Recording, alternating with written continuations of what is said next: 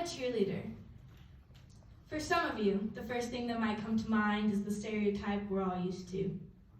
Popular, privileged, traditional family, and generally happy.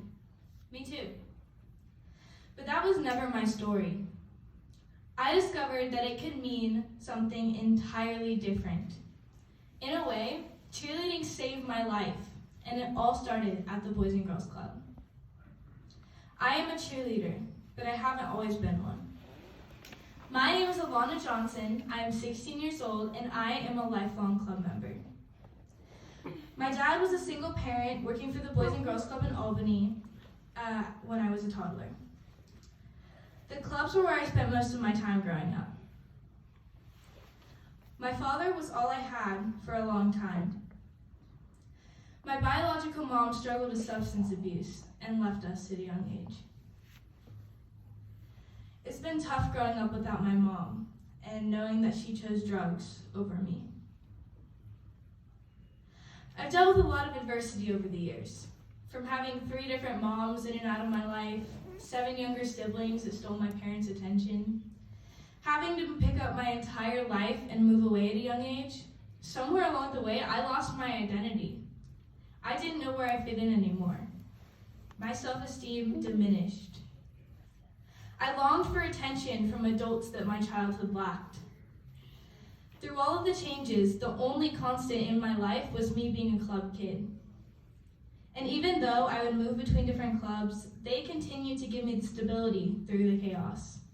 I gained a second family and a sense of belonging.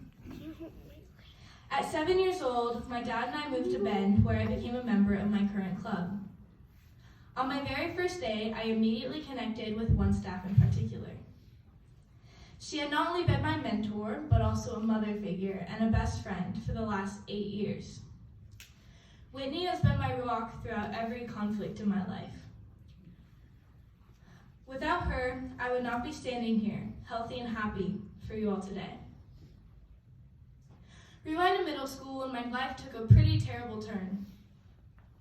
I ended up hanging out with the wrong crowd of kids and started going to club less and less. My new friends made poor choices and did things I never thought I would be a part of. These were the kids who considered it normal to take a razor and numb their pain. I might be a cheerleader, but I wasn't always. In fact, I was a sheep. All I wanted more than anything was to fit in. I found myself crying and being unhappy all the time, but I didn't know why. Even though I did it for all the wrong reasons. One night, I shattered a picture frame, sat on my floor, cried, and cut. By the end of the years, my arms and thighs were covered in scars. I spent an entire year feeling down, and all at once, I fell into depression.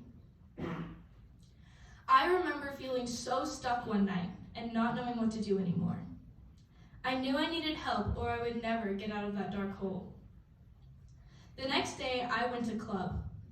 Right away, it was a weight lifted off my shoulders. I was home. Not only did I rediscover positive friendships, but I had my mentor again to talk through everything with. Once I was back, I needed to keep myself busy with things I enjoyed.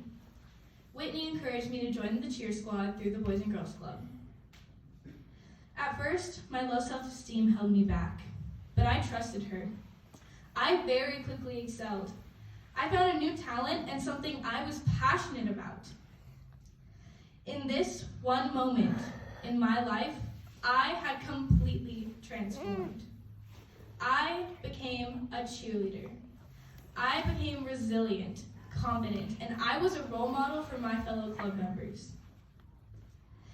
Soon I became the cheer captain and then coach for the Boys and Girls Club squads, eventually making my high school squad, varsity squad as a freshman. I am running for Youth of the Year to set an example for my peers and the youth in America. That no matter what you're going through, you can thrive through your passions. Sometimes it takes a support system like Boys and Girls Club to help you find your way. There will always be roadblocks and struggles in your life. What makes you a leader is how you deal with them. Thanks to the clubs, I am a mentor, a coach. I am strong. I am a cheerleader.